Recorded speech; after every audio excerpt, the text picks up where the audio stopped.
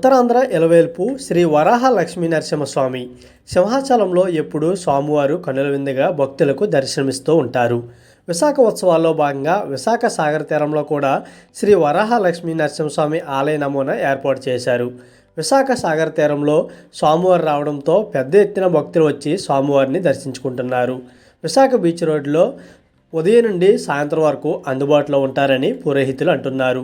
సింహాచలం వెళ్ళలేని భక్తులు విశాఖ బీచ్ రోడ్లోని స్వామివారిని దర్శించుకోవచ్చని పురోహితులు అంటున్నారు. ఉదయం 9 గంటల నుండి సాయంత్రం 9 గంటల వరకు అందుబాటులో స్వామివారు ఉంటారని అంటున్నారు. శ్రీ శ్రీ శ్రీ వరాహ లక్ష్మీ నరసింహస్వామి వారి దేవస్థానం సింహాచలం.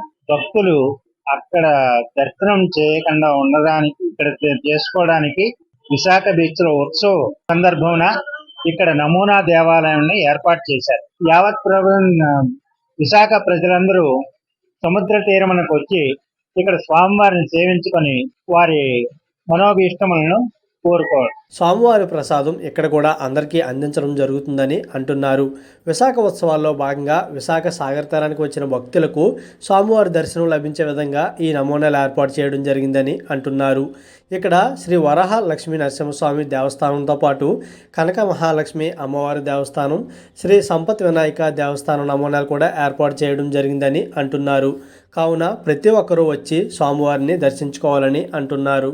ఉదయం 9 నుంచి సాయంత్రం 9 వరకు తలుపులు తీసే ఉంటాయి. స్వామివారిని ఎప్పుడైనా వారు వచ్చి దర్శించుకోవచ్చు. విపరీతంగానే ఉన్నారు లైన్లో.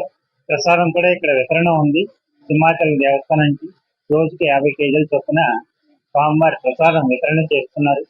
భక్తులందరూ తృప్తిగా తీసుకొని స్వామివారి మనోభీష్టం తీసుకొని వెళ్తారు. ఇక్కడ సింహాచల దేవస్థానం నమూనా ఒకటి, కనక మహాలక్ష్మి దేవస్థానం నమూనా ఒకటి, సంపత్ వినాయక స్వామివారి నమూనా ఒకటి ఇక్కడ వేయించేసింది.